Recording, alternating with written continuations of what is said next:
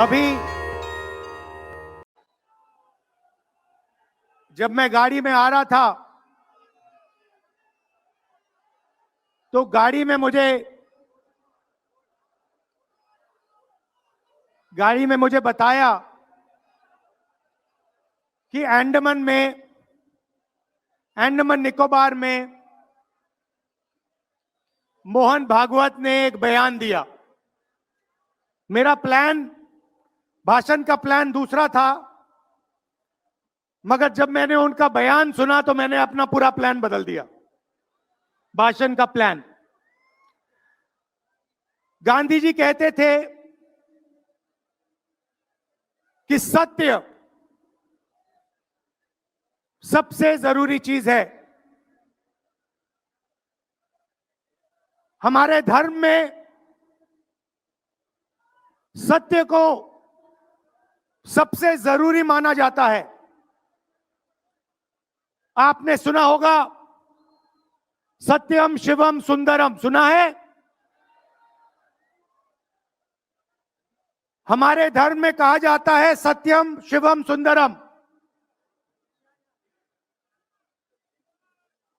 आपने सत्यमेव जयते भी सुना होगा, सुना है? अरे भाई, कांग्रेस के कार्यकर्ता हो, सुना है? अब मोहन भागवत का बयान सुनिए। विश्व सत्य को नहीं, शक्ति को देखता है। जिसके पास शक्ति है उसे माना जाता है। यह मोहन भागवत की सोच है, यह विचारधारा आरएसएस की है। हमारी विचारधारा, हिंदुस्तान की विचारधारा, हिंदू धर्म की विचारधारा, दुनिया के हर धर्म की विचारधारा कहती है कि सत्य सबसे जरूरी है। और भगवत कहता है सत्य का कोई मतलब नहीं है, सत्ता जरूरी है। इस बात की लड़ाई हो रही है हिंदुस्तान में। भाई और बहनों, सत्य और असत्य के बीच में लड़ाई हो रही है। और मैं आपको इस स्टेज से गारंटी देके कहता हूं, आप देखना, हम सत्य को लेकर, सत्य के पीछे खड़े होकर नरेंद्र मोदी और अमित शाह को, आरएसएस की सरकार को हिंदुस्तान से हटाएंगे।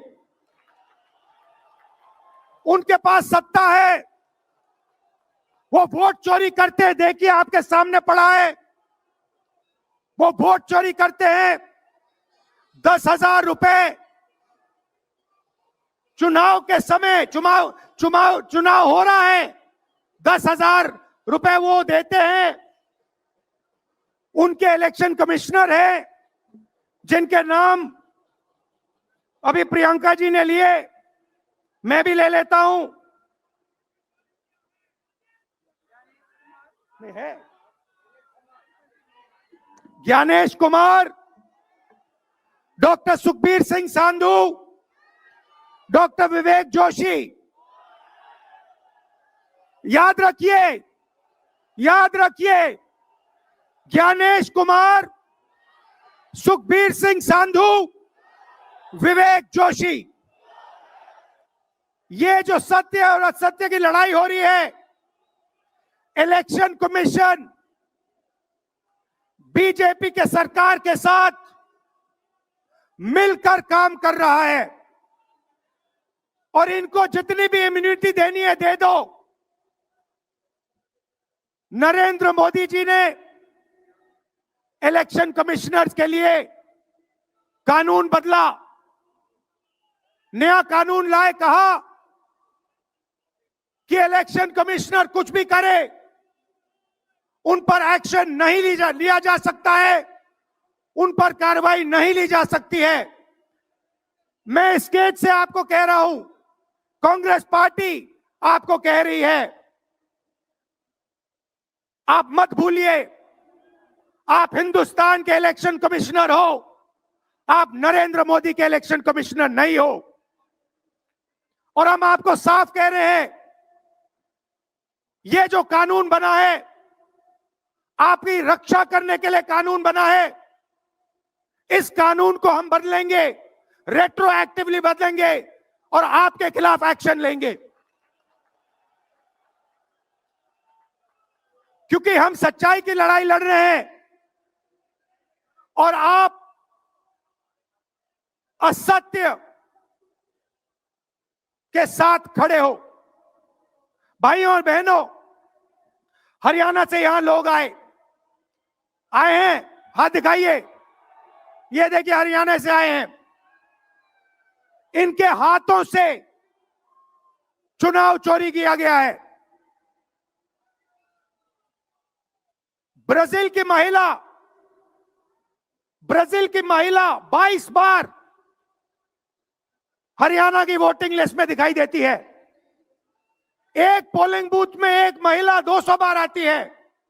बीजेपी के नेता यूपी से आकर हरियाणा में वोट करते हैं। उधर भी उनका वोट है, इधर भी उनका वोट है। लाखों डुप्लीकेट वोटर हैं। मैंने प्रेस कॉन्फ्रेंस किया और ये जो 3 शख्स हैं, ज्ञानेश कुमार, सुखबीर सिंह सांधू, विवेक जोशी, इन्होंने कोई जवाब नहीं दिया। हमने एलिगेशन किया, हमने उनसे सवाल पूछा, आप हमें समझाइए ब्राजील की महिला कैसे वोटर लिस्ट पे, एक महिला 200 बार क्यों आती है? एक घर में 500, 600, 700 वोटर क्यों मिलते हैं? उत्तर प्रदेश से बीजेपी के नेता हरियाणा में वोट क्यों डालते हैं? कोई जवाब नहीं मिला। और पार्लियामेंट हाउस में कुछ ही दिन पहले कांपते हुए, ऐसे हाथ कांप रहे थे, अमित शाह जी उनकी सफाई देते हैं। आपने देखा होगा, देखा? मैंने उनको सीधा चैलेंज किया कि आइए पार्लियामेंट में, आपने मेरी प्रेस कॉन्फ्रेंस की बात की, आइए डिबेट करते हैं, देश को दिखाते हैं सच कौन बोल रहा है। ये आप भूलिए मत, ये देश सच का देश है, सत्य का देश है। आपके पास सत्ता आज है, आप पावर में हैं, इसका कोई मतलब नहीं है। देश की जनता सत्य को समझती है, सत्य के लिए लड़ती है। ये देश सत्य के लिए जान दिया है। आपने देखा अमित शाह को, हाथ देखा अमित शाह का, हाथ देखा कांपते हुए ऐसे, देखा? क्यों हाथ क्यों कांप रहा था? मैं बताता हूं, क्योंकि ये बहादुर जब ही हैं जब इनके हाथ में सत्ता है। जैसे ही इनके साथ से सत्ता निकलेगी, आप देखना इनकी बहादुरी कहां जाएगी।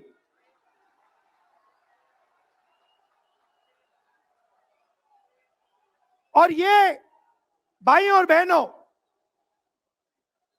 ये 2-3 अरबपतियों के लिए काम करते हैं। ये जो सारे के सारे कागज के ढेर हैं, ये जो सिग्नेचर्स हैं, ये कहां से आए? ये देश की जनता से आए। देश के कोने कोने में नारा चला है, वोट चोर, वोट चोर। तो ये देश की सच्चाई है। ये 6 साल का बच्चा, 90 साल का बुजुर्ग, ये सब जानते हैं कि नरेंद्र मोदी, अमित शाह वोट चोरी करके चुनाव जीतते हैं। कर्नाटक में हमने दिखाया लोकसभाएं चोरी की गई, महाराष्ट्र में दिखाया वोटर डिलीशन हुआ, वोटर एडिशन हुआ, लाखों वोट इधर से गायब हो जाते हैं।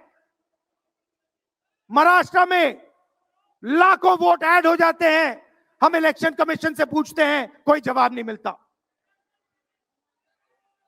मगर शायद टाइम लगे, देखिए शायद टाइम लगे, मगर हिंदुस्तान में सत्य की जीत होने वाली है। और अमित शाह जी, मोदी जी, जितने भी आपको भाषण देने हैं आप दे दीजिए। अंत में इस देश में सत्य की जीत होती है। महात्मा गांधी ने हमें रास्ता दिखाया था, उस रास्ते पर हम चलते हैं और सत्य से आपको निकालेंगे।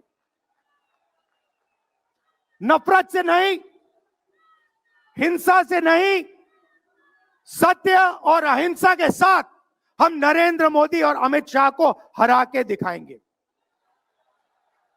देखिए, आपने देखा होगा, मैंने अमित शाह की बात की, मगर आप मोदी जी का चेहरा देखिए, अच्छी तरह देखिए। जो मेरी बहन ने कहा, मोदी जी की कॉन्फिडेंस खत्म हो गई है।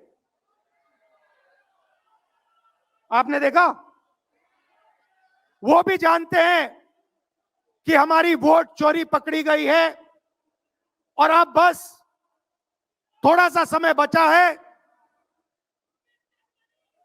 थोड़ा सा समय बचा है, पूरे देश को हमारी सच्चाई पता लग जाएगी। भाइयों और बहनों, ये वोट चोरी सिर्फ वोट की चोरी नहीं है। सबसे पहले ये इस संविधान पर, अंबेडकर जी के संविधान पर आक्रमण है। इस संविधान में लिखा है एक व्यक्ति को एक वोट मिलना चाहिए। तो सबसे पहले वोट चोरी अंबेडकर जी के संविधान पर आक्रमण है और वोट चोरी करके ये सरकार चलाते हैं। छोटे व्यापारियों को इन्होंने खत्म किया, गलत जीएसटी लागू की, नोटबंदी की, बेरोजगारी, ये पोल्यूशन देखिए, ये सारा का सारा इसीलिए हो रहा है क्योंकि ये वोट चोरी कर रहे हैं। क्योंकि अगर ये वोट चोरी नहीं करते तो आप इनको 5 मिनट में सरकार से निकाल देते। ये सच्चाई है। भाइयों और बहनों, मैं कांग्रेस पार्टी के कार्यकर्ताओं को दिल से धन्यवाद करना चाहता हूं। इस देश में 2 विचारधाराओं की लड़ाई है। एक आरएसएस की विचारधारा, जो मोहन भगवत जी ने कहा, जो सत्य के खिलाफ है और सत्ता के लिए कुछ भी कर सकती है। और दूसरी हमारी विचारधारा, आपकी डीएनए, आपके खून की विचारधारा, सत्य की विचारधारा, अहिंसा की विचारधारा। और आप बिना डरे धूप में, आंधी में, तूफान में, बारिश में आप कांग्रेस पार्टी की विचारधारा के लिए लड़ते हो। जैसे आपके डीएनए में सत्य है, वैसे उनके डीएनए में असत्य और वोट चोरी है। भाइयों और बहनों, आप घबराओ मत, आप घबराओ मत। अंत में इस देश में सत्य की जीत होगी और सत्य से हम नरेंद्र मोदी और अमित शाह और आरएसएस की सरकार को हटाएंगे। आप सबका दिल से धन्यवाद। नमस्कार, जय Hind.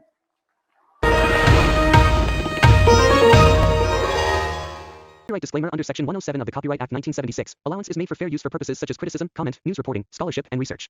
Fair use is a use permitted by copyright statute that might otherwise be infringing.